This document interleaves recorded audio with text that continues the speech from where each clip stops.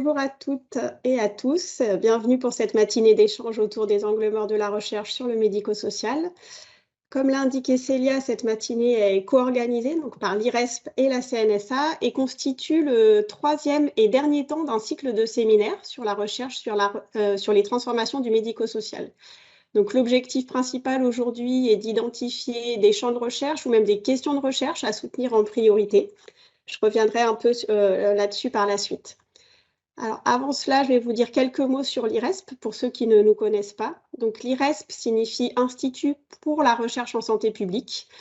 Et, il s'agit d'un groupement d'intérêt scientifique qui est composé aujourd'hui de 12 membres, dont vous pouvez voir les différents logos. On retrouve des directions du ministère de la Santé et de la Prévention, du ministère de l'Enseignement supérieur et de la Recherche, également des agences de santé publique, des opérateurs de recherche et des caisses d'assurance comme la CNSA avec qui nous travaillons depuis la création de l'IRESP, c'est-à-dire depuis 2007. Donc tous ces membres mutualisent des ressources et leurs efforts pour une mission commune qui est de développer, structurer et promouvoir la recherche en santé publique, ce en articulation avec les différents acteurs qui interviennent dans le champ, donc nos membres mais aussi d'autres parties prenantes, et ce afin de renforcer, in fine, les interventions et politiques visant à améliorer l'état de santé et de bien-être de la population. De par la diversité de nos membres, nous nous positionnons principalement, donc, comme vous pouvez l'imaginer, à l'interface entre la recherche et la décision publique, avec une ouverture également vers le monde professionnel dans les champs sanitaires, médico-social et aussi sociaux, et plus largement aussi vers la société civile. Slide suivante. Merci. Alors, pour mener à bien ces missions, nous développons différents types d'activités. On peut les voir dans le modèle d'action qui est présenté ici. En premier, l'identification des enjeux et des besoins de recherche, dont relève notamment l'événement d'aujourd'hui. Ensuite, le financement de projets via la gestion d'appels à projets, puis le suivi des projets que nous finançons et leur accompagnement, et ce jusqu'à la diffusion de leurs résultats auprès des différents acteurs et au travers de différents supports. Nous avons aussi diverses activités d'animation de cette interface dont je vous parlais entre chercheurs et autres acteurs. Parmi nos principaux champs thématiques se trouve celui de l'autonomie, donc qu'il concerne des personnes en situation de handicap ou des personnes âgées. Et parmi nos principes directeurs, on trouve la promotion de l'interdisciplinarité ou pluridisciplinarité, le soutien aux recherches participatives et la volonté de renforcer ce lien entre recherche, décision et action, comme je l'ai déjà mentionné à quelques reprises. Sur la slide suivante, je vais vous apporter quelques chiffres. Merci. Donc, c'est quelques chiffres pour illustrer un peu notre action avec la CNSA sur le champ spécifique de l'autonomie. Donc, nous avons financé depuis 2011 149 projets pour plus de 18 millions d'euros. Ces projets ont touché différents publics, principalement des personnes en situation de handicap pour, il me semble, près de 80, entre 70 et 80% des projets, mais aussi des personnes âgées. 130 chercheurs ont été financés au moins une fois, plusieurs en tant que porteurs de projets, et plusieurs d'entre eux ont pu être financés 2 ou 3 fois sur 2 ou 3 projets. Nous avons également des projets de recherche participative. Alors là, les chiffres datent de 2020, puisqu'avant, ce n'était pas une typologie de projets que nous avions. Et nous soutenons de manière beaucoup plus forte depuis 2020 les projets de recherche participative. Et puis également, nous soutenons les jeunes chercheurs, puisque des thèses ont pu être financées, ainsi que des post-doctorants. Si vous souhaitez plus de détails sur tous ces financements et puis les caractéristiques des projets, vous pouvez aller voir le bilan qui a été coécrit, co-réalisé par l'IRESP et la CNSA sur les projets que nous avons financés entre 2011 et 2019. Slide suivante. Alors, concernant les appels à projets pour 2022, nous avons lancé 4 appels à projets dans ce programme, dans la continuité de ce qui avait été réalisé les années précédentes. Un appel à projet blanc qui est ouvert à toutes les approches en santé publique et en sciences humaines et sociales sur l'accompagnement de la perte d'autonomie. Un sur les établissements et services médico-sociaux et leur transformation.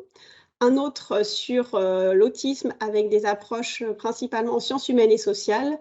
Et enfin, un dernier appel à projet qui embrassait ces différents champs thématiques, mais dont l'objectif était de soutenir non pas des projets de recherche, mais des communautés mixtes de recherche, c'est-à-dire la structuration de collectifs qui associe des chercheurs et des parties prenantes pour, in fine, développer des recherches, animer les communautés, diffuser des connaissances.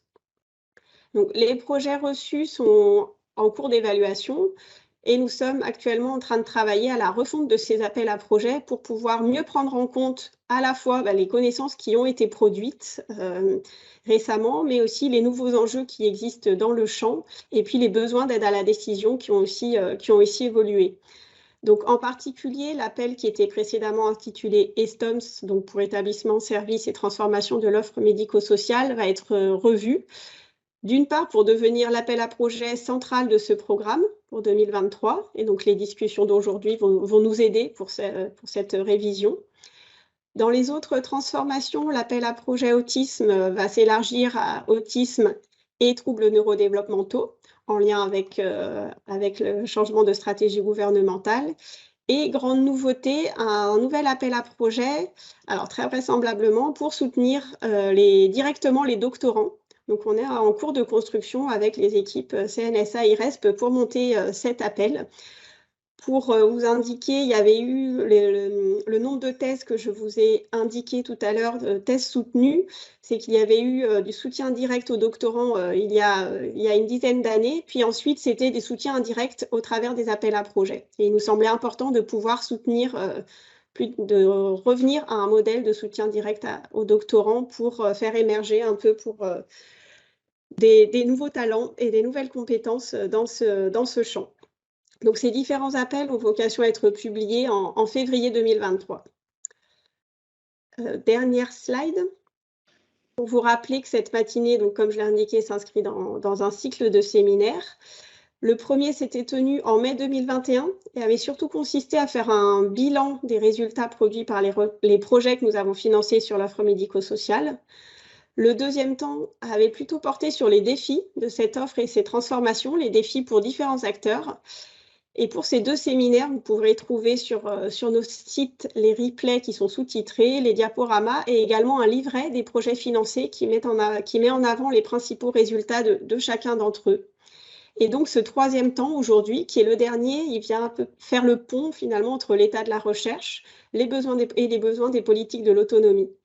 Et ce, donc, pour identifier les angles morts de la recherche et donc les sujets d'intérêt pour les politiques publiques qui sont encore insuffisamment travaillés par la recherche. Donc, pour vous en dire plus sur cet objectif et sur la CNSA, je laisse maintenant la parole à Marine Boisson-Cohen, qui est directrice de la prospective et des études à la CNSA. Et je vous souhaite à tous un bon séminaire et je vous retrouve à la fin. Bonjour, donc Marine Boisson-Cohen, directrice de la direction de la prospective et des études à la CNSA. C'est Pearl Moret qui aurait dû être avec vous aujourd'hui, qui est notre chef de projet en charge du soutien de la valorisation de la recherche, mais elle est malheureusement éloignée de cette manifestation par un Covid. Mais je tiens à saluer la contribution qu'elle a apportée à son organisation. Alors, je vais vous présenter rapidement la CNSA. On a déjà pris un peu de retard, donc je vais être synthétique. Donc, la CNSA, c'est la Caisse de sécurité sociale qui est en charge des politiques de l'autonomie. Les politiques de l'autonomie, ce sont ces politiques à destination des personnes âgées en perte d'autonomie en lien avec l'âge ou des personnes en situation de handicap ainsi que leurs aidants, proches aidants, souvent familiaux, mais aussi les professionnels en charge de leur accompagnement. Nous sommes la 5e branche depuis 2021, mais nous existons depuis les années 2000. Nous avons une mission, slide suivante. Nous avons une mission de soutien à la recherche et cette mission n'est qu'une de nos missions parce qu'évidemment, vous le voyez, nous devons veiller à l'équilibre financier, animer, à coordonner la politique, mais cette mission, elle est constitutive de la CNSA depuis sa création avec l'intérêt de pouvoir soutenir la production des connaissances qui sont susceptibles de mieux éclairer nos enjeux et nos politiques. Sur la slide suivante, vous avez un détail qui est donné de la manière dont nous déclinons ces missions. Je vais faire le plus bref possible. Nous travaillons à la fois sur des éléments de structuration, c'est-à-dire nous structurons des acteurs qui se donnent comme mission d'organiser les champs de recherche. C'est le cas de l'ILVV, le cas de l'IRDES, la plateforme nationale sur la recherche sur la fin de vie. Donc, on couvre de manière large les champs du handicap, du vieillissement et d'autres enjeux qui sont au centre de nos préoccupations. On finance des recherches de gré à gré, on peut faire des partenariats ponctuels, financer des enquêtes statistiques, mais nous avons un partenariat ancien, central, avec l'Institut pour la recherche en santé publique, par lequel nous conduisons notre soutien à des projets de recherche via des appels à projets annuels. Et c'est un soutien annuel d'un montant de 2 millions à 2,5 millions d'euros annuellement, ce qui lui permet de financer quasiment une quinzaine de projets de recherche chaque année. D'où l'importance de partager du côté CNSA, IRESP, mais aussi évidemment du champ de la recherche, quelles doivent être les priorités et ce qui nous reste aujourd'hui à mieux explorer. Si on considère la slide suivante, cette demi-journée, je vous en rappelle les objectifs. Nous avons pré-identifié 3 domaines de recherche sur lesquels il nous semblerait particulièrement pertinent de progresser. Donc, ce sont à chaque fois, j'allais dire, quelques mots-clés qui recouvrent forcément un ensemble de problématiques, mais une première table ronde que nous avons qualifiée de évaluer et tarifer, et c'est la table ronde qui va suivre, je donnerai plus de détails. Une table ronde dédiée à la question de la connaissance des publics et des trajectoires. Dernière table ronde à l'établissement et ses alternatives. Donc aujourd'hui, l'enjeu est vraiment d'identifier quels peuvent être des besoins de connaissances scientifiques pour mieux éclairer l'évolution de l'offre médico-sociale, car elle est en transformation. C'est d'échanger sur les enjeux, les défis et peut-être aussi ce que nous considérons encore insuffisamment dans les travaux de recherche. Qui s'attache à la question des prestations et de l'offre médico-sociale. Et très concrètement, ce que nous allons phosphorer aujourd'hui sera un débouché qui est la révision des priorités et la réécriture de l'appel à projet thématique de notre programme de soutien à la recherche, en particulier d'un appel à projet au nom fort barbare, ESTOM, établissement, service et transformation de l'offre médico-sociale. Donc, il est 9h17, nous avons quasiment rattrapé notre retard. Je vais maintenant m'attacher à la table ronde numéro 1 dont je vais prendre la main et je laisserai mes camarades animateurs des autres tables rondes en présenter le détail. Pour cette table ronde numéro 1, évaluer et tarifer, qu'est-ce que nous avons voulu mettre en avant? On aurait pu mettre plus globalement le sujet des outils de gestion, mais on s'est dit, bon, finalement, parlons concret. À la fin des fins, on a envie de progresser dans la réflexion sur évaluer et tarifer. Alors, par là, évaluer les situations, des besoins de compensation, des besoins de soins médico-techniques des personnes concernées, tarifer des prestations, calculer des dotations budgétaires. Ces opérations, elles sont au cœur du pilotage du 5e risque. Elles sont au cœur de la possibilité que des prestations et qu'un accompagnement soient rendus aux personnes. Et ces opérations, elles sont aussi au cœur des débats qui animent le secteur. Parce que pour ceux qui suivent les débats du secteur, on n'évalue pas bien, on ne sait pas évaluer, on ne sait pas financer, il faudrait réformer, oui, mais comment? Grille, référentiel, nomenclature, critères de répartition, méthode de calcul des coûts, système d'information, projet de réforme tarifaire sont à considérer comme autant d'objets potentiels de recherche. Et nous en aurons aujourd'hui des illustrations car ils sont déjà travaillés. Et de considérer que des instruments de pilotage et des outils de gestion, ça peut être des vecteurs privilégiés d'une analyse des politiques de l'autonomie et des organisations qui en sont les acteurs. Pour conduire ces débats, trois intervenants nous ont fait, j'allais dire, l'amitié de nous consacrer du temps, car ils sont tous très mobilisés. Donc, je vais vous les présenter. Donc, avec nous, nous aurons 3 intervenants. D'abord, Olivier Paul. Olivier Paul n'est pas chercheur, mais Olivier Paul il est très bien placé pour nous exprimer ses besoins de connaissances ou ses intérêts. Ce sera un point de vue métier. Donc, Olivier Paul, vous êtes directeur adjoint de la direction du financement de l'offre, la DFO à la CNSA. Alors, DFO, ça paraît très barbare. Que fait-il? La direction du financement de l'offre, elle a la responsabilité sur l'objectif global de dépenses. On est sur une responsabilité sur quand même, tu me corrigeras Olivier, je te tutoie parce que nous nous connaissons bien, plus de 30 milliards d'euros. Et quand on a plus de 30 milliards d'euros, eh bien, sous sa responsabilité, eh bien, il faut définir, exécuter une trajectoire financière. Il faut surtout répartir les crédits. Et répartir les crédits, eh bien, il faut assurer cette gestion entre les territoires, leur répartition, en mobilisant des données, des analyses, des études, en évaluant les besoins des personnes, en établissant à partir de ces besoins une programmation de l'offre. Et donc, on voit à quel point nous n'avons pas mobilisé par hasard. Après ton intervention, il y aura des interventions de 2 représentants, particulièrement, j'allais dire, actifs des sciences de gestion dans notre champ du médico-social, Loïc Andrien et Célia Lemaire. Donc Loïc Andrien est encore un jeune chercheur, il a soutenu en 2019. Il a soutenu une thèse en sciences de gestion qu'il a consacrée justement à un outil d'évaluation des besoins, un outil qui était porté par une association dans le champ du handicap. Et il a pu réfléchir à ce que font le parcours de ces outils. Et qu'est-ce qu'on peut penser à partir de l'évaluation, hein, comme aussi exercice d'évaluation, mais je ne dévoile pas la suite. Et il est aujourd'hui chargé de cours à l'IAE de Nancy, à l'Université de Lorraine. Et puis Célia Lemaire qui est professeur des universités, qui a soutenu sa thèse de manière plus ancienne, en 2013, une thèse qu'elle avait consacrée pour, j'allais dire, une version un peu simplifiée à la question de l'essor et de la mise en place d'un tableau de la performance dans le champ médico-social et des recherches dans notre domaine qu'elle continue et dont elle pourra vous parler. 9h22, 2 minutes de retard, je vous donne la parole. Donc Olivier Paul, nous t'écoutons. Merci Marine et merci à tout le monde. Merci de m'accueillir. Je suis très honoré, à la fois très impressionné par la qualité des intervenants avec lesquels j'ai la chance de partager cette table ronde, mais plus largement de l'audience. Je vais essayer, je ne suis pas chercheur comme l'a indiqué Marine, donc plutôt d'exprimer le point de vue de celui qui utilise à un moment ou a besoin des travaux que vous pouvez réaliser. Peut-être pour contextualiser, parce que Marine en a dit quelques mots, pour contextualiser mes propos et puis préciser l'approche qui est la mienne du sujet qui nous occupe.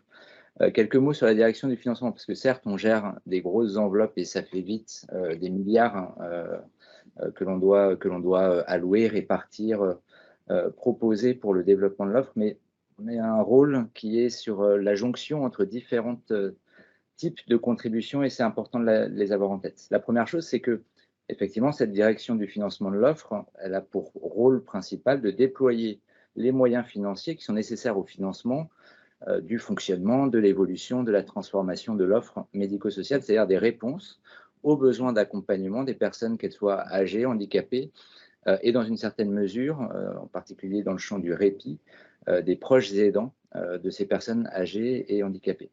Donc, mobiliser les leviers de financement de la branche pour obtenir une qualité optimale de la réponse aux besoins, quelle que soit l'échelle à laquelle on se situe, à l'échelle de l'individu, de la réponse aux besoins de l'individu, mais à une maille qui est nécessairement, puisque nous sommes caisse nationale, qui est nécessairement également territoriale. Alors, en pratique, ça veut dire quoi? Marine en a dit quelques mots. Ça veut dire répartir des crédits, répartir des enveloppes entre des territoires. Nous-mêmes n'allouons pas directement aux gestionnaires, aux structures, nous répartissons des crédits à des territoires qui eux-mêmes vont allouer ces crédits aux opérateurs qui assurent la réponse aux besoins. Pour allouer ces crédits, ces autorités territoriales ont besoin de règles de financement et ces règles de financement sont des modèles de financement que ma direction, la direction du financement de l'offre, a aussi pour charge de définir ou de contribuer à définir. En fait, on a une approche du sujet qui est à la fois macroéconomique, de répartition de moyens, certes en forte évolution, certes très dynamique. L'enveloppe principale que l'on gère, qui est l'OGD, a progressé de plus de 25% en 3 ans, c'est considérable. Pour autant, ce sont des ressources limitées. Et parallèlement, nous devons travailler à l'échelle microéconomique à définir le modèle de financement des opérateurs qui sont financés par ces grosses enveloppes. Donc, on a les deux bouts du sujet et pour cela, nous disposons effectivement du système d'information, nous disposons de données, nous disposons de plein de choses. Pour autant, le sujet de la mise en mouvement et de la mise en musique de ces systèmes d'information, de ces indicateurs, de ces informations, est le sujet crucial pour lequel on était intéressé à participer à ces travaux et à cette table ronde. Parce qu'à la jonction entre cette approche microéconomique et cette approche macroéconomique, on a deux enjeux qui sont majeurs, qui sont très forts, qui sont l'enjeu naturellement de l'équité et l'enjeu de la soutenabilité. Notre enjeu, c'est de définir des modèles économiques pour les opérateurs qui leur permettent d'avoir suffisamment de moyens pour faire ce qu'on attend d'eux et parallèlement d'avoir par l'addition de tous ces financements, une gestion globale des enveloppes qui rentre dans la contrainte qui est la nôtre, qui est celui de l'équilibre de la branche. Et donc, on a derrière cet enjeu d'équité et cet enjeu de soutenabilité, un troisième concept qui est pour nous indispensable, qui est la question de l'optimum, c'est-à-dire de l'équilibre, du meilleur équilibre entre les besoins, les réponses et les moyens que l'on peut y mettre. Et c'est là que les ennuis commencent, parce que optimum, équité, soutenabilité, ça conduit nécessairement à tout un tas de contraintes, de contradictions, de dilemmes qu'il faut dépasser et pour lesquels on a là aussi besoin des travaux que vous conduisez, que vous pouvez conduire. La première des choses, c'est de réussir à concilier. Je disais, on a des approches qui sont individuelles, une réponse individuelle, des enveloppes nationales à répartir. Eh bien, c'est comment concilier une volonté qui est légitime et qui est le sens de tout le travail qui est mené, d'une individualisation maximale des réponses avec des modèles qui sont par nature, par définition, standardisants. Parce que le financement ne peut pas être totalement individualisable, il est nécessairement construit sur des bases standardisantes qui rendent lisible un système de financement. Première chose, donc, comment concilier une approche individuelle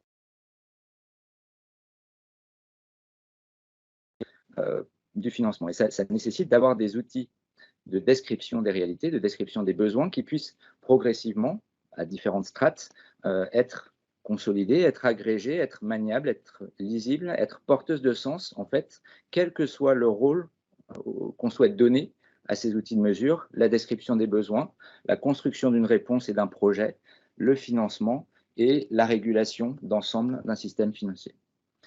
La deuxième chose, c'est que pour tendre vers cet optimum, alors il faut l'avoir décrit. Ça, c'est un rôle qui ne relève pas du financier, il relève plutôt de tous les travaux que vous avez pu conduire par ailleurs sur l'offre et son évolution. Mais l'enjeu du financement, c'est de réussir à faire tendre l'ensemble du système et des opérateurs vers cet optimum. Et pour ça, il faut donc avoir des mesures, des méthodes d'incitation qui sont à la fois dans le sens qui est porté d'individualisation des réponses, plus largement de qualité des réponses. L'individualisation d'une réponse à des besoins est un des aspects, mais pas le seul, de la qualité des réponses. C'est des incitations aux coopérations. On sait que souvent, les modèles tarifaires sur lesquels on travaille à la maille d'un opérateur ou d'un type d'opérateur génèrent, pour externalités négatives, pour utiliser les grands mots, des mécanismes, non pas de coopération, mais des mécanismes de compétition où parfois on parle de coopétition dans certains contextes. L'objectif que l'on a, c'est que, en particulier dans une offre médico-sociale, une offre qui est nécessairement partenariale, qui est nécessairement en lien avec ce qu'on appelle aussi le milieu ordinaire et des intervenants qui ne sont pas des professionnels du médico-social, le médico-social venant en appui au monde ordinaire, eh bien, on a besoin de trouver des mécanismes d'incitation, de description, d'incitation, d'orientation vers ces bonnes pratiques, vers cet optimum de pratiques qui doit se traduire à la fin par un optimum financier. Et on peut le gérer de manière, on peut identifier des compartiments de financement, des enveloppes dédiées, etc. Mais ça n'est jamais aussi puissant que si c'est intégré dans un modèle de financement, dans une équation de financement. Dernier élément, peut-être, c'est que tous ces outils de description, de mesure, d'orientation, ils doivent être signifiants, ils doivent être qualifiants, ils doivent être discriminants. Ils doivent être discriminants au sens de c'est une variable dans l'activité, dans le modèle d'activité d'un acteur médico-social, c'est une variable qui a un poids, qui a une relation économique qui nécessite d'être prise en compte dans un modèle de financement. Et donc, tout ne peut pas être mis sur le même plan. Il y a des pondérations nécessaires, des priorisations et finalement une simplification indispensable. J'en reviens à la question de l'individualisation et de la standardisation. Un modèle tarifaire est nécessairement une simplification d'une réalité. Il faut que cette de sens est la plus simple possible, essentiellement à la maille d'un opérateur, à la maille d'une structure, mais évidemment, nous, comme je vous le disais au départ, notre enjeu, il est de raisonner à la maille de la réponse à l'individu par des opérateurs qui agissent dans un territoire donné, mais ils ne sont pas seuls sur un territoire, ils répondent, ou ils sont une partie d'une réponse à des besoins d'un territoire, qui a une population enfants, adultes, etc., âgés également. Et donc, notre enjeu est de réussir ce chaînage entre l'identification, la description, la mesure des besoins individuels traduits dans un espace territorial donné pour en faire un moyen d'allouer au territoire les besoins, les financements dont il a besoin par agrégation de tous ces besoins à toutes ces strates de description. Notre enjeu, c'est d'avoir effectivement, dans une logique de gestion du risque, c'est-à-dire de gestion d'un équilibre économique et d'un optimum économique en réponse à un optimum de réponse à des besoins. L'objectif, c'est d'avoir la possibilité de décrire ces besoins en agrégation et d'utiliser cette agrégation pour répartir des crédits. Ça, c'est la maille territoriale. Et puis, il y a une maille dynamique, une maille temporelle. C'est-à-dire qu'on part d'un existant aujourd'hui, un existant d'offre. Nous finançons l'offre telle qu'elle existe aujourd'hui. Nous la finançons pour qu'elle évolue dans un sens donné. Et notre enjeu est ensuite d'avoir, à partir d'une mesure de l'existant, une mesure de la cible, de cet optimum de réponse aux besoins cibles, et de construire une trajectoire dans le temps qui soit réaliste, adaptée, que l'offre puisse réellement encaisser est un terme un peu fort, mais assumer. Bref, c'est tout un programme que de réussir à partir de cette mesure de besoin individuel à une réponse et des financements territoriaux qui sont aujourd'hui tels qu'ils sont et qui devront évoluer demain. Merci Olivier, et je sais que tu dois nous quitter assez rapidement, mais comme tu n'as pas totalement utilisé ton enveloppe de temps, je voudrais juste me permettre jusqu'à 9h35, donc ça ne sera que 3 minutes, de te poser quelques questions. Tu signaleras, je crois que tu seras obligé de nous quitter car tu dois te rendre au cabinet justement ministériel. Voilà, on ne peut pas dire que tu n'es pas un acteur du secteur.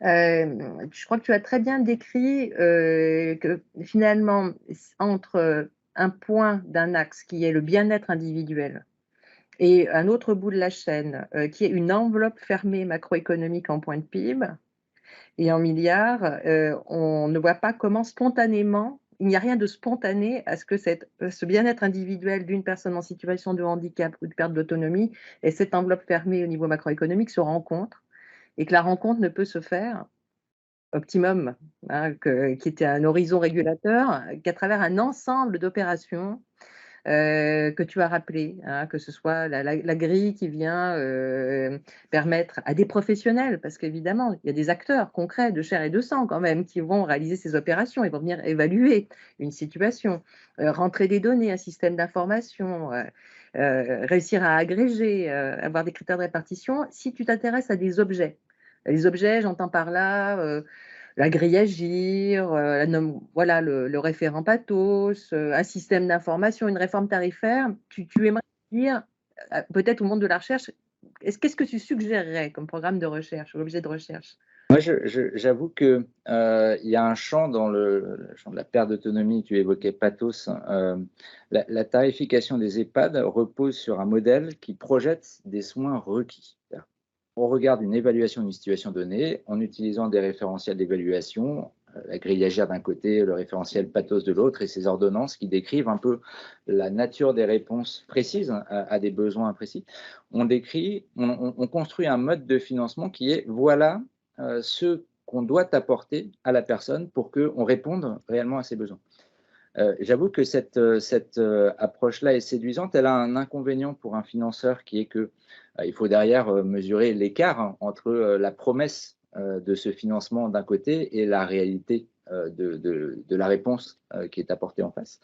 Mais ne serait-ce que la construction de cette promesse, je ne crois pas qu'elle existe dans le champ ou dans les champs. C'est difficile de tout résumer comme ça, dans les champs du handicap. Et j'avoue que je serais, s'il y a bien un champ sur lequel je suis preneur d'avoir un travail de fond, c'est notamment la capacité à décrire la réponse optimale à des situations données dans le champ du handicap. Et que ne réalise pas Séraphin PH? Que réalise en partie Séraphin PH. Séraphin, il y a toujours cette forme d'ambiguïté sur la maille de la description et sur l'intentionnalité qui est réellement financée derrière. Elle n'est pas, elle est supposée, on la projette évidemment intellectuellement, mais on ne la décrit pas par des objectifs, par des réalisations, par de la mesure réelle, fine.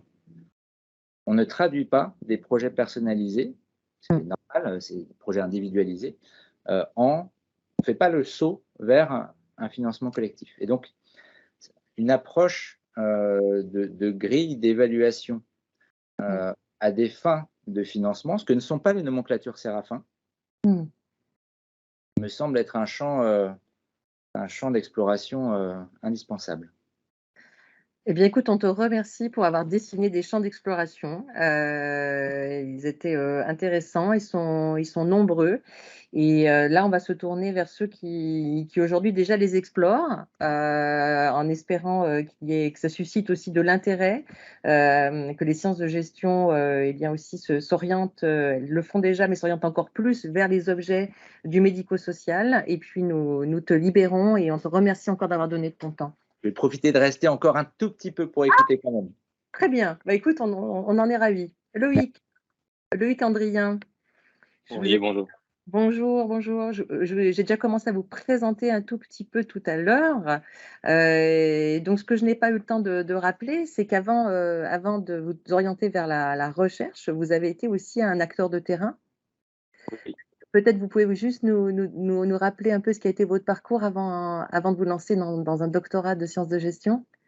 Oui, donc moi je suis éducateur spécialisé de formation, j'ai dirigé une quinzaine d'établissements médico-sociaux et arrivé au niveau du master 2, je me suis beaucoup intéressé à la multiplication des outils de gestion dans le secteur médico-social.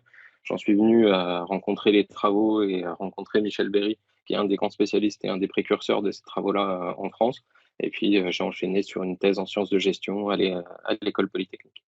Voilà, donc École Polytechnique qui vous a donc accueilli pour réaliser cette thèse, les outils de gestion et la construction du sens de l'action collective.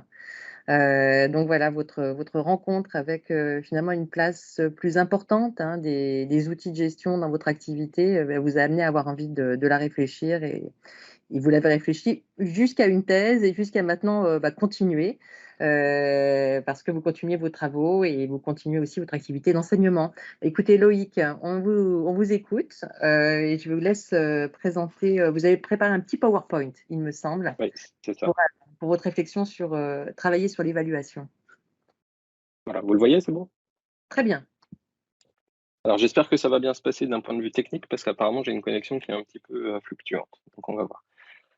Donc oui, on va enchaîner avec ce que disait mon prédécesseur et qui va être particulièrement complémentaire. Dans mes travaux et la réflexion que je vous propose aujourd'hui, elle croise un petit peu à la fois mes travaux de thèse, une recherche un peu plus récente et puis les travaux autour de la réforme Séraphin PH dont on a déjà un petit peu parlé. Donc la question aujourd'hui, c'est de se poser clairement la notion de besoin qui est assez centrale dans tous ces éléments-là. Est-ce que c'est une question d'évaluation ou une question de valuation? Et je vais y revenir, bien évidemment.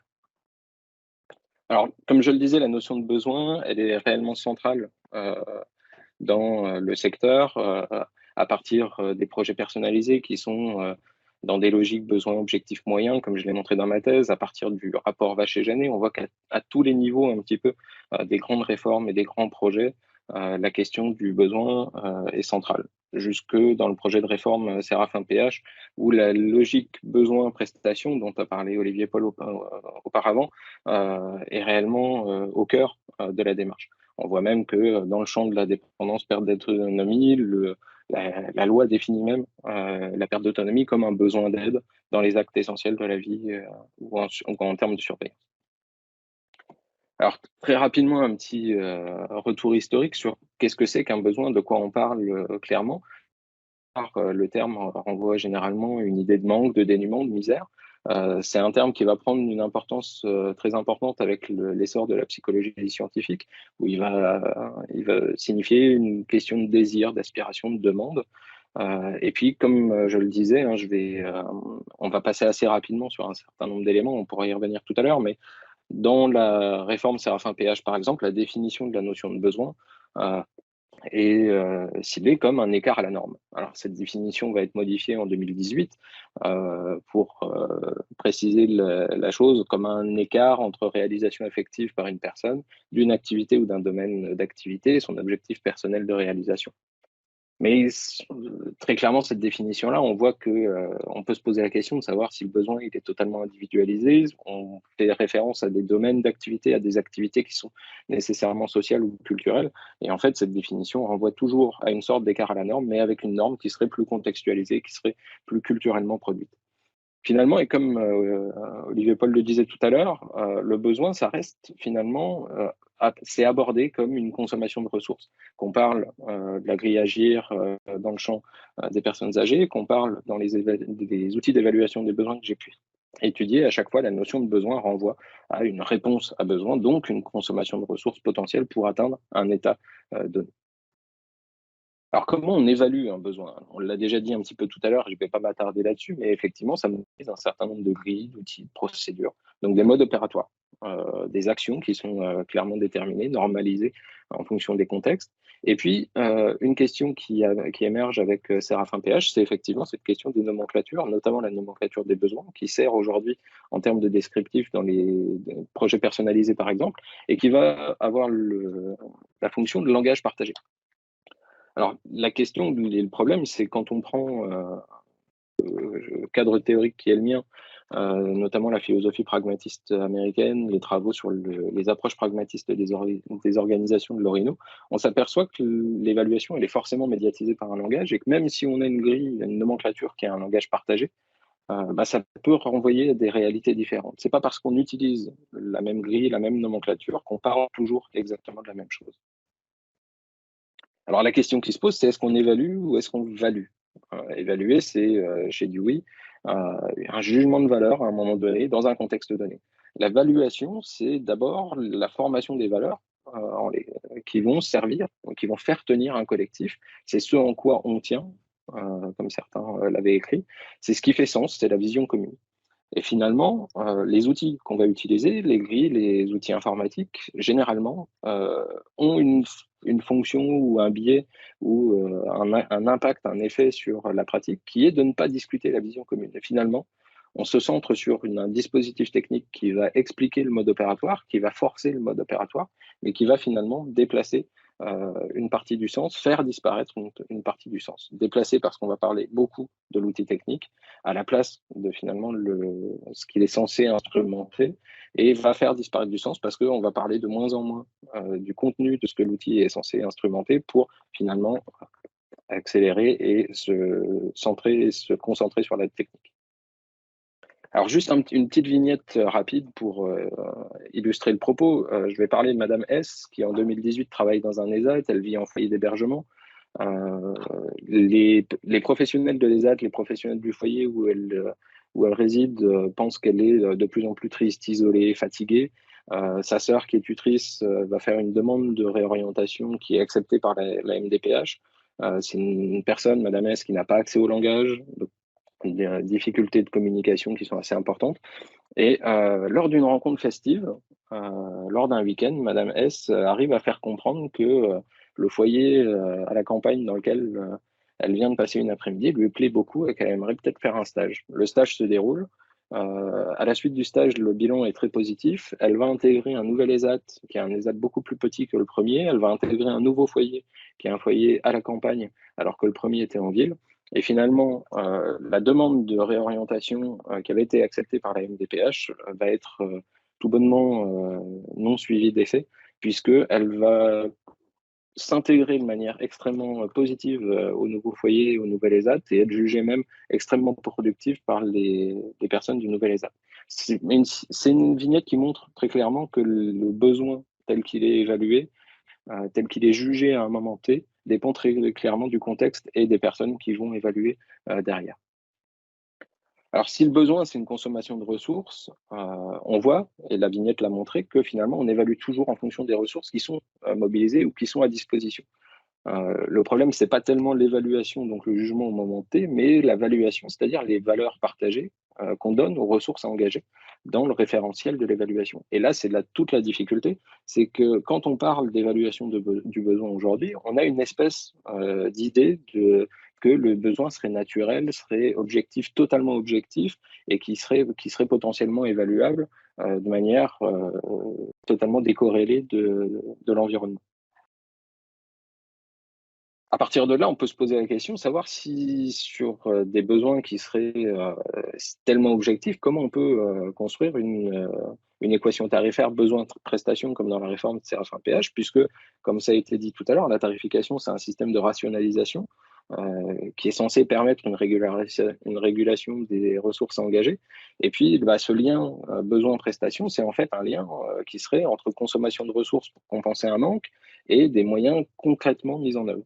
Si le besoin, ça dépend d'une norme culturelle, culturellement construite, d'un contexte, alors cette tentative de rationalisation, ce lien, cette équation besoin-prestation, on voit qu'elle est relativement difficile à mettre en œuvre et voire qu'elle a peu ou pas de sens dans certaines situations. Alors, c'est quoi les nomenclatures? Ça sert à quoi? Si à chaque fois ces langages communs ne sont pas forcément utilisés de la même manière ou ça renvoie à des réalités différentes, on voit que c'est des outils qui ont été particulièrement bien appropriés par les établissements sociaux, médico-sociaux au fur et à mesure de la démarche SERAFIN-Péage. C'est même très utilisé, comme je le disais, dans les projets personnalisés, le suivi de l'activité. Et cette fonction de langage commun, elle a été reconnue, elle a été utile pour les établissements qu'on a pu rencontrer au fur et à mesure des différentes études. Et là, il faut se pencher un petit peu sur certains travaux, notamment ceux de Philippe Lorino sur le retour sur investissement, qui est un outil, même s'il ne représente pas bien la réalité, peut avoir une fonction intéressante justement par cette fonction de langage commun. Donc si les nomenclatures, elles servent à décrire, à dire ce qui est fait, à donner du sens au collectif, ça peut être un support pour discuter, pour construire des valeurs, pour évaluer la notion de besoin. La vraie difficulté, ce qui a été déjà dit un petit peu tout à l'heure aussi, c'est finalement de passer de cette logique descriptive à une logique normative. Et je pense que c'est là le grand enjeu pour la réforme SERAFIN-Péage, c'est de passer de l'usage de ces nomenclatures qui, même si elles ne représentent pas complètement la réalité, sont un langage commun qui peut être intéressant et qui est utilisé aujourd'hui par les établissements médico-sociaux, passer de ces nomenclatures descriptives à une logique de tarification qui est nécessairement normative. Et là, il faut rappeler la loi de Goodhart, du nom de l'économiste écossais, qui explique bien que toute information perd son caractère informationnel dès le moment où elle devient un objectif. Tout ce qui est descriptif, à un moment donné, dès le moment où on va donner un objectif à l'information qui est captée de manière descriptive, va poser problème puisqu'elle va modifier à un moment donné le comportement des acteurs. Donc, dans la logique SERAFIN-Péage, dès le moment où la donnée aura une valeur de tarification, nécessairement, ça va modifier la description qui va en être faite au niveau des outils de description.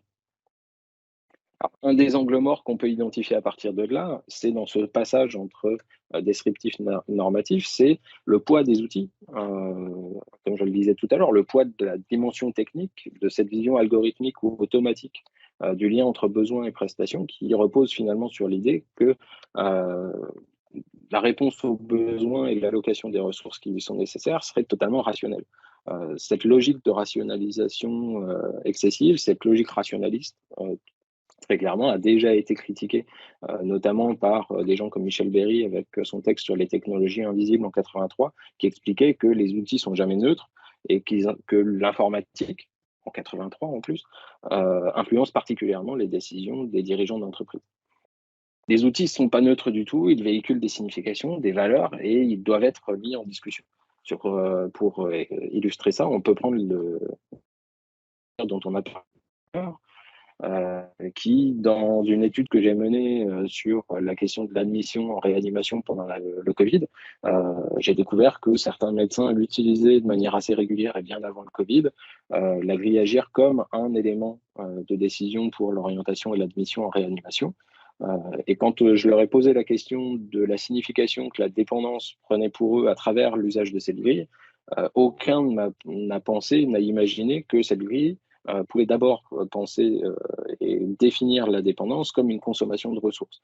Donc finalement, l'idée qu'ils choisissent ou qu'ils orientent les personnes en fonction de leur potentielle consommation de ressources liée à la dépendance, c'était une réflexion qu'ils n'avaient pas vraiment. Donc on voit que l'outil porte un certain nombre de valeurs, de significations qui ne sont pas nécessairement partagées par les utilisateurs. Pour conclure, je dirais que les travaux et les angles morts dont on parle là sur les outils vont bien au-delà de la question de l'allocation des ressources et que finalement, des travaux de gestion peuvent être aussi sur tout un champ du secteur qui serait sur la question de la production et de la compréhension du sens que prenne l'action collective. Un projet de tarification comme celui de Séraphin PH, c'est avant tout un projet de régulation, structuration d'un secteur d'activité, hein, ça a été dit tout à l'heure. Mais il faut prendre en compte la production des valeurs et la production finalement du politique à tous les niveaux des organisations. Et on voit qu'à un moment donné, ce n'est pas simplement une logique rationaliste, ce n'est pas simplement parce qu'on veut ou qu'on pense pouvoir traduire une réalité, décrire une réalité, que la partie normative, que la régulation va se faire de manière automatique. Il ne s'agit pas d'une charge contre les outils, hein, mon propos n'est pas à ce niveau-là. Les travaux de Lorino, par exemple, de 2005 montraient bien que les outils structurent les organisations. La question qui reste à savoir comment on peut s'approprier ces outils pour construire des valeurs communes, pour construire du sens à la fois dans l'accompagnement et aux différents niveaux des strates d'organisation, qu'on parte de la personne jusqu'en partant au macroéconomique dont on parlait tout à l'heure. Je vous remercie.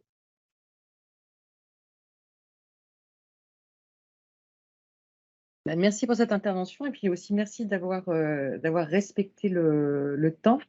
Je pense qu'à la fois, ce que vous avez bien mis en évidence, hein, c'est le caractère indispensable à un moment donné de se doter d'un critère de répartition, parce que la ressource, elle est bien là. Il faut aussi trouver un langage commun. Mais qu'en ouvrir finalement les sous-jacents, les implicites, c'est quelque chose auquel vous êtes attaché dans vos travaux. Peut-être pour aller plus avant, est-ce que vous considérez aussi comme objet de recherche toute la dimension d'application ? C'est-à-dire que là, j'ai l'impression que vous êtes plutôt situé sur l'intérêt de questionner les valeurs, les implicites et les sous-jacents, mais dans les appropriations. Quand vous parlez justement du passage d'une logique informative à une logique normative de la loi de Goodhart, est-ce que vous pouvez nous en dire un petit mot de plus en une minute, que vous puissiez vraiment faire passer, j'allais dire, votre pensée, parce que c'était peut-être encore un petit peu théorique. Oui, bien sûr. Alors, c'est vrai que dans ce court temps, l'idée était de faire passer l'idée. C'est parfois compliqué de l'expliciter ou de l'illustrer, mais là, par exemple, sur cette question-là, on est clairement sur des applications concrètes de ces outils-là. Par exemple, dans certains établissements qui ont utilisé des outils d'évaluation des besoins, on s'aperçoit que l'outil d'évaluation des besoins pour certains directeurs qui l'utilisaient dans mes travaux de thèse notamment, était utilisé pour valoriser des besoins que eux avaient identifiés en termes de besoins pour l'établissement, des postes supplémentaires, des moyens supplémentaires à aller négocier auprès du financeur, et n'avaient plus en fait en ligne de mire, à prendre en compte les besoins concrets de la personne individuelle. On voit que finalement le travail d'anticipation de la fonction même de l'outil d'évaluation des besoins comme agrégation de données qui avait un objectif normatif ici qui était celui d'aller chercher des moyens, avait totalement influencé la question de l'évaluation individuelle. Et c'est des travaux qui ont été aussi, c'est des choses qui ont déjà été montrées aussi autour de la grille Agir dans les EHPAD, par exemple, avec des distorsions des outils, des déplacements d'usage des outils. Et voilà, c'était vraiment, merci d'avoir donné cette petite vignette, parce que là, ça rendait plus concret les outils à l'épreuve des usages. Et les sciences de gestion s'intéressent aux usages. Je vais laisser la parole maintenant à Célia Lemaire pour que nous ayons eh bien le temps, hein, de bénéficier de cette espèce d'un peu de réflexion. Merci Célia. Voilà, on a échangé ensemble précédemment, hein, sur les axes que vous vouliez développer, et je crois que vous avez aussi vous attaché à avoir un regard aussi sur la discipline, sur ce qu'apportent les sciences de gestion. À vous. Merci de votre invitation. Très honorée de partager quelques réflexions avec une frustration par rapport au choix à faire sur ce sujet très intéressant de l'angle mort des recherches dans le médico-social. Mais ce qui me semblait être un préalable, c'était d'aborder d'abord d'où je parlais. Donc, mon ancrage disciplinaire, effectivement, qui sont les sciences de gestion. J'évoquerai ensuite les angles morts, alors selon 3 angles. D'abord, je vais parler du sens des mots, de la méthodologie, et puis ensuite, enfin, des résultats de la recherche, des résultats attendus. Donc, en préalable, d'où je parle? Alors, il est assez commun de réduire les sciences de gestion à la gestion administrative des chefs d'entreprise qui vont être obsédés par l'appât du gain. Peut-être des films comme Le Loup de Wall Street ou Citizen Kane ont contribué à façonner un imaginaire collectif autour de ces figures vénales et qui prônent la cupidité plus que l'empathie. Or, les sciences de gestion recouvrent une multitude de courants, de méthodes, de sous-disciplines qui s'inspirent elles-mêmes d'autres disciplines. On est en fait à un carrefour disciplinaire. Alors, la gestion se distingue de l'économie, qui s'intéresse principalement, même si certains collègues ont des approches différentes, à éclairer des phénomènes macroéconomiques à partir de modèles statistiques en se basant sur des bases de données. Et la gestion est davantage intéressée au niveau organisationnel. La gestion, ça n'est pas non plus la sociologie, notamment parce qu'elle comporte une dimension de préconisation, de recommandation managériale qui l'en distingue, mais elle s'appuie régulièrement sur des réflexions et des auteurs en sociologie, en psychologie, en philosophie, en sciences de l'éducation, etc., en neurosciences. Alors, qu'est-ce qui les distingue? Eh bien, il s'agit de l'étude des organisations et des entreprises, des hommes, des femmes, des structures, des instruments, outils, dispositifs, on utilisera comme si c'était des synonymes malgré leurs nuances. Et donc, les sciences de gestion sont des sciences de l'action organisée, organisable, instrumentée et instrumentable. Alors, au sein de cette discipline, ma propre approche va osciller entre approche critique et approche, disons, constructive. Parce que je considère qu'on ne peut pas soulever, on ne peut pas en fait ne pas soulever les écueils potentiels des dispositifs de gestion. Et en même temps, on se doit de proposer des actions d'amélioration des outils existants ou de nouveaux outils aux organisations qui sont en attente de nouveaux cadres, de nouveaux paradigmes, de nouvelles approches, de nouveaux outils pour réaliser leur mission. Et c'est particulièrement le cas dans le médico-social, qui est un terrain privilégié donc, pour mener mes recherches depuis un peu plus de 10 ans.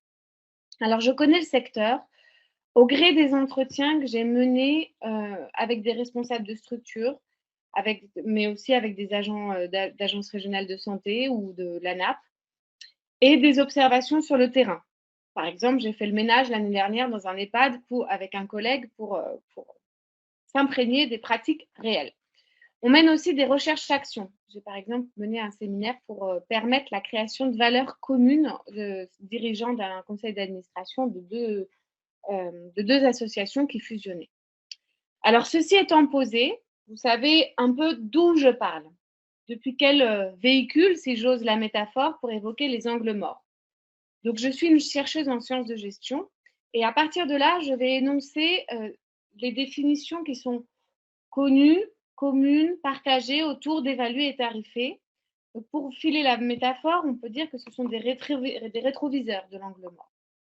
Mais il y a aussi des définitions plus incertaines, plus flottantes, plus floues, des rétroviseurs un peu embués. Alors, évaluer, on a dit, c'est estimer, mesurer, juger pour déterminer une valeur. Et tarifer, c'est soumettre à un tarif rémunéré en évaluant le prix qui doit être attribué. Donc, les deux termes sont liés avec une préséance pour l'évaluation sur la tarification. En théorie, on évalue d'abord et on tarifie ensuite. Mais dans les faits, l'évaluation des services qui sont offerts dans le médico-social est particulièrement complexe, notamment du fait de la diversité des profils accueillis et de la multiplicité des trajectoires, etc. On a montré notamment dans une recherche la difficulté pour les ESAT de s'adapter à un profil qui est évolutif, notamment les personnes en situation de handicap psychique ou encore les handicaps sociaux. Ça n'avait pas été prévu pour ça. initialement, la plupart du temps. Et la tarification comporte un angle mort en soi, la dimension politique qui est si délicate à aborder et qui est si sensible à des fluctuations médiatiques notamment. Donc les notions liées à évaluer et tarifer, c'est bien sûr la notion de performance et la notion des outils de gestion. Ces termes qui étaient nouveaux, qui étaient peu usités et stigmatisés quand j'ai commencé mes travaux dans le secteur, sont devenus assez communs.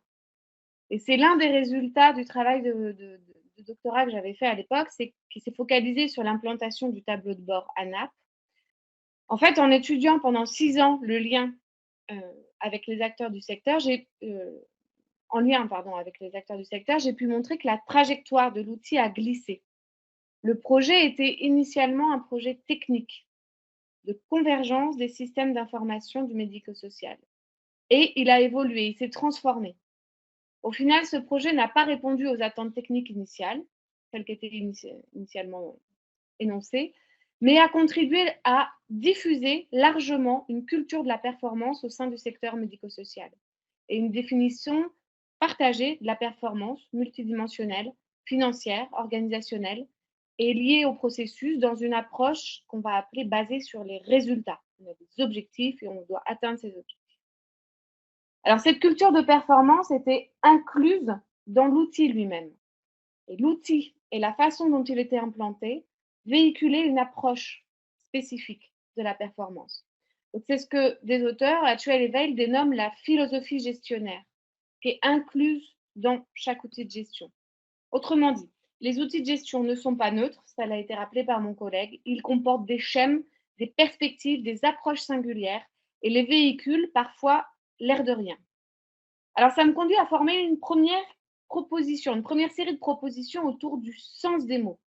D'abord, je pense que les recherches devraient expliciter les fondements, les paradigmes sous-jacents des dispositifs qui sont étudiés, que ce soit des outils, des techniques, des pratiques, surtout s'ils paraissent évidents, pour apporter une compréhension de la perspective qui nous offre du réel. Ensuite, les recherches pourraient s'articuler autour de la compréhension de l'impact réciproque des outils, des paradigmes et sur les acteurs. Par exemple, un budget, ça semble a priori être simplement une suite de nombres organisés rationnellement pour répartir des ressources. Mais ils ne sont pas que cela. Ce sont aussi des instruments de pouvoir, de responsabilisation des individus.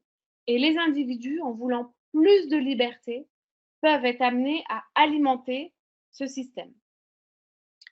Alors, les relations entre les dispositifs, les acteurs et les contextes organisationnels sont très intriquées, elles sont très complexes et se situent à plusieurs niveaux d'analyse.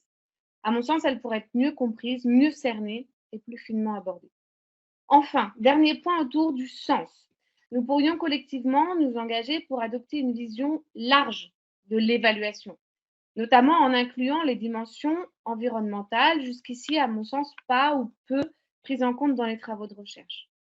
En somme, en définissant les dispositifs d'évaluation et de tarification que l'on étudie, nous pourrions traiter un premier angle mort, celui du quoi. De quoi je parle? Qu'est-ce que j'étudie vraiment quand je mène des travaux sur ce sujet? Alors après le quoi, je vais aborder le comment. Comment étudier ces phénomènes? Quelles sont les techniques scientifiques pour ces recherches dans le médico-social? Autrement dit, quel type de contorsion pour observer l'angle mort? Alors un premier état de fait, il n'y a pas une méthode magique, mais il existe des méthodologies plus ou moins adaptées aux questions de recherche qu'on se pose. Si on cherche à exprimer de grandes tendances, confirmer une hypothèse, s'appuyer sur une représentativité, les méthodes quantitatives sont à favoriser. Il y a de multiples travaux, notamment des analyses médico-économiques, qui évaluent les impacts de facteurs sur des phénomènes. Par exemple, la taille optimale d'un EHPAD entre 80 et 100 lits, 120 lits par exemple. Alors, je ne suis pas experte, mais je reconnais l'importance de ces recherches. Je connais mieux les recherches qui sont ancrées dans le terrain et c'est ce que je vais évoquer un peu plus précisément ici. Alors, plutôt que de détailler les types de recherches possibles, je vais pointer les tensions qui sont inhérentes à la recherche de terrain et qui sont autant d'angles morts, à mon sens, à traiter. Pour l'illustrer, je vais évoquer une recherche que j'ai l'honneur de coordonner, le projet InnovEHPAD, qui s'intéresse à l'impact de l'usage des tablettes sur le lien social des résidents en EHPAD durant le confinement. Ce thème est vaste. complexe. Il offre de nombreux angles d'analyse possibles. Et de ce fait, il y a une première tension qui émerge. La difficulté d'aborder une grande complexité et d'éviter de la réduire, tout en étant efficace, en réalisant un travail faisable dans un temps donné. Alors pour cette première tension, exhaustivité versus efficacité du travail de recherche, une réponse possible va être l'approche pluridisciplinaire. Dans notre travail, nous combinons des approches sociologiques, psychologiques, sciences de l'éducation, sciences de gestion et des comportements avec l'éthologie. Mais nous aurions pu aller plus loin pour répondre à une deuxième tension, celle de la pertinence de la recherche pour les acteurs de terrain et de l'intérêt pour la communauté scientifique. Alors pour cette tension pertinence terrain versus académique, une réponse possible est de collaborer entre chercheurs et praticiens et avec les personnes accompagnées. Ici, il y a la notion de patient partenaire qui nous vient du Canada et qui correspond au fait de nommer des patients experts de leur propre pathologie pour participer directement au projet de recherche. Il me semble qu'il serait très intéressant de généraliser ce type d'approche et de le transposer pour le médico-social, non pas à des patients, mais à des personnes accompagnées. On mène par exemple au Canada une recherche sur les coûts visibles et les coûts invisibles autour des trajectoires de soins avec des collègues de Laval. Je pourrais évoquer ça lors des questions si on a le temps. Troisième tension par rapport à la méthodologie, celle liée au temps. Alors il faut parfois figer des réalités à un moment donné et garder le regard vers un avenir plus évolutif. Par exemple, dans le projet Séraphin PH, de tarification donc, des établissements médico-sociaux et des services, un défi auquel nous sommes confrontés dans le comité scientifique, c'est celui de financer l'idée de financer des modes de fonctionnement existants, tout en favorisant un modèle qui permette de financer des modes d'accompagnement qui n'existent pas encore. Ici, à mon sens, les méthodes prospectives pourraient être adoptées. Enfin, une autre tension intra-académique, celle de l'exhaustivité et de la confirmation versus la compréhension et l'exploration. Alors, je propose de ne pas résoudre cette tension, mais de combiner les approches et de préférer une approche consolidée de la recherche. Cette consolidation, cette combinaison a cependant des conséquences, notamment sur les rôles et le langage des chercheurs.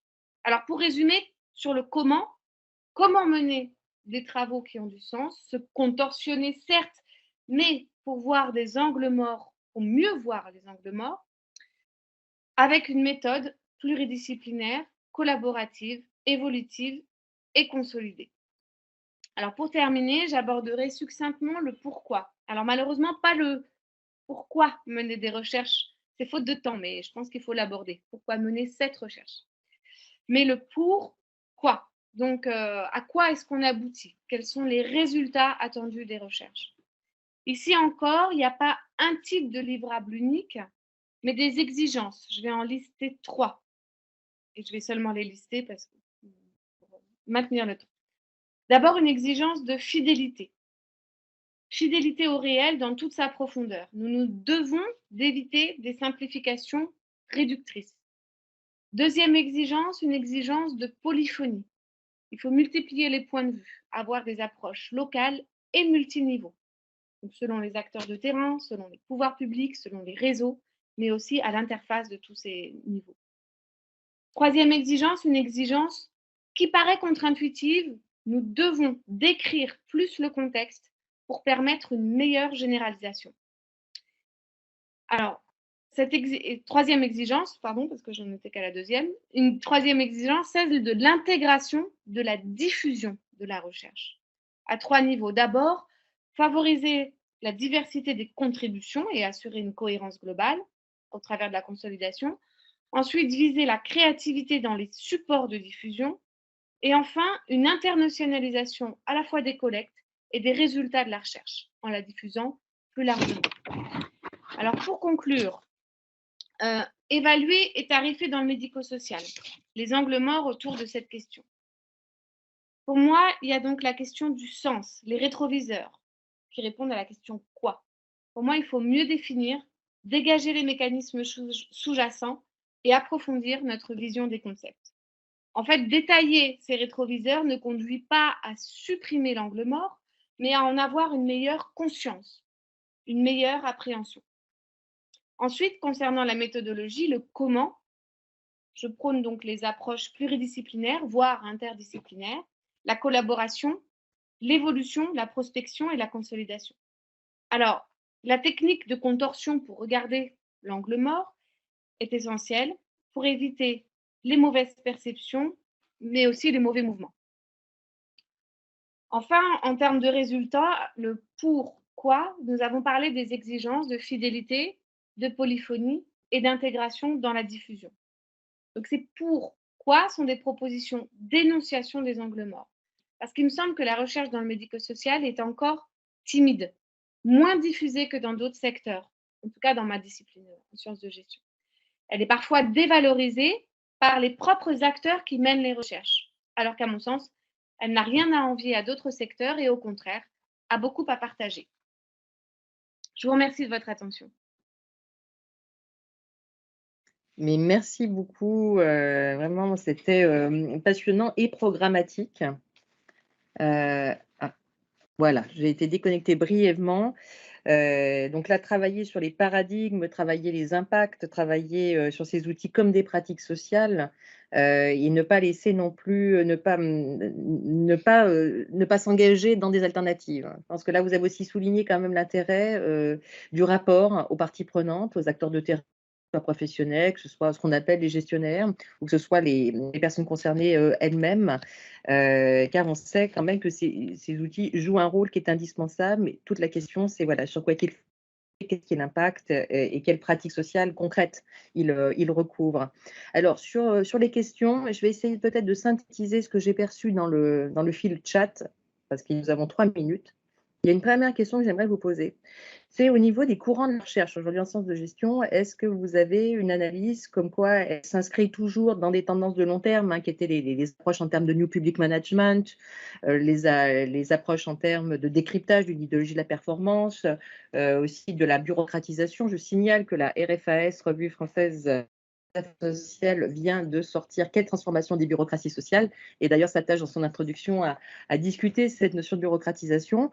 Ou est-ce que vous avez l'impression que les approches se renouvellent et que vous-même vous inscrivez dans des approches renouvelées? C'est les suites du NPM ou pas? Je réponds ou Loïc, tu réponds? On a 3 minutes, donc je dirais qu'on a une plus grande diversité aujourd'hui des recherches. Il y a une partie des chercheurs qui va travailler toujours en ce que je vais appeler mainstream. Ça veut dire qu'on est dans une logique de diffusion d'une culture de New Public Management qui est plus nouveau du tout, puisque ça fait quand même 30 ans qu'on parle de New Public Management. Mais en tout cas, avec cette approche basée sur les objectifs, les résultats, une optimisation, une responsabilisation des individus, un néolibéralisme, etc. Donc, on a une partie des chercheurs qui travaillent là-dessus. Il y a toute une partie des chercheurs qui va aujourd'hui être beaucoup plus critique, avec des critiques radicales, et donc qui vont montrer les effets déshumanisants, pour aller vite, des outils de gestion. Mais on a aussi des travaux qui sont dans le sens de ce que je vous disais tout à l'heure, c'est-à-dire une combinaison, une recherche de combinaison. Parce que quand on est sur le terrain, on voit que ce n'est pas possible, ce n'est pas tenable d'avoir une approche ou l'autre de manière exclusive. Il y a des contextes et des circonstances dans lesquelles, oui, il y a des effets déshumanisants, et dans d'autres où les outils sont tout à fait fédérateurs. Et donc, notre devoir, c'est de trouver ces conditions organisationnelles, humaines, émotionnelles, liées aux dispositifs techniques, mais aussi à tout ce qui sous-tend tout ça, pour les expliciter et puis les promouvoir. Loïc? Oui, je rejoins complètement Célia. Aujourd'hui, je crois qu'il y a une vraie montée des approches critiques sur ces questions-là. Le New Public Management a été très largement critiqué dans certains domaines, dans certaines applications. Il y a eu un certain nombre de travaux qui ont repris quand même autour de la gestion par résultat, des choses de ce type-là, qui ont repris les mêmes logiques rationalistes centrées sur les objectifs, les résultats, comme le disait Célia.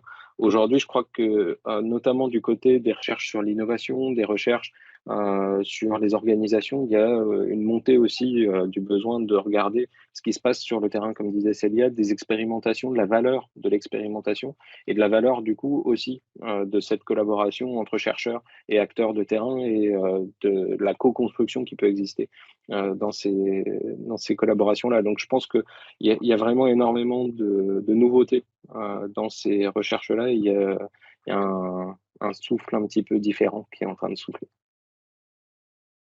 Écoutez, merci, parce que là, ça permettait peut-être de mettre un peu plus en évidence ce positionnement qui me semble caractérisé à distance d'une rationalisation NMP ou d'une critique radicale qui nous laisserait sans outils ou sans critères, sans critères de justice, hein, in fine. Une deuxième question, à la dernière. Dans le chat, on nous interpelle sur la possibilité d'opérationnaliser ces démarches de surcoût évité. Moi, que j'ai aussi beaucoup côtoyé à un moment donné de démarches d'investissement social, où on mettrait en évidence eh bien, ce qu'une dépense, elle permet d'éviter comme surcoût, comme externalité négative, l'approche de coût consolidé. Vous avez l'impression que ça peut s'opérationnaliser ou pas? Est-ce que c'est des pistes qui sont prometteuses ou est-ce que là, c'est quand même très complexe finalement d'arriver à créer des outils opérationnels autour de l'investissement social ou des externalités négatives? Alors, sur ce que vous évoquez me fait penser à des cadres que j'ai appelés très rapidement dans la présentation comme des coûts visibles et des coûts invisibles. En fait, il y a des tas de techniques qui existent pour identifier ce qu'on appelle des coûts cachés. Et donc, les coûts cachés, ça peut être soit sur des choses sur des charges qui sont identifiables dans la comptabilité, hein, des charges, soit sur une non-création de potentiel. Et donc, il y a des techniques qui existent pour réaliser ça. Et j'insiste, pour pouvoir faire ça, ça ne se fait pas de manière automatique, c'est en partant du terrain, en partant d'une trajectoire de soins, en partant d'une trajectoire de vie, en partant d'une organisation. Peu importe, mais en fait, il faut avoir une circonscription, un périmètre d'analyse qui permettent d'évaluer en fait des coûts qui sont visibles et invisibles. Et ça se fait en concertation avec les acteurs de terrain. C'est-à-dire qu'en général, quand il y a un dysfonctionnement, tout le monde est assez d'accord pour dire que ce dysfonctionnement existe. Et en général, les personnes arrivent à évaluer combien de temps ça leur prend pour résoudre ce dysfonctionnement, pour réguler ce dysfonctionnement. Et de cette façon, on peut valoriser les dysfonctionnements pour éventuellement investir pour pouvoir ensuite les résoudre. Et donc, ça se fait sur des coûts existants, sur des coûts historiques, mais aussi sur des coûts potentiels. Non, mais c'est très intéressant et je pense que c'est stimulant parce qu'il y a des débats. Hein, c'est des débats qui sont maintenant dans la durée. Il y a souvent beaucoup d'espoir, hein, des acteurs de terrain pour dire mais aujourd'hui on évalue, on value et on tarifie mal notre activité parce qu'on ne voit pas il y a beaucoup trop de coûts qui ne sont pas mis en visibilité. Donc voilà, on entend l'invitation à continuer et puis on va conclure sur cette position aussi de recherche qui est de travailler à partir de cas concrets pour pouvoir en espérer des enseignements généraux. Il est 10h19, voilà, nous n'avons contribué qu'à 4 minutes de retard et je passe la main à la seconde table ronde, enfin deuxième table ronde parce qu'il y en aura 3 et je vous remercie encore. Merci à vous. Merci à vous. Merci à vous.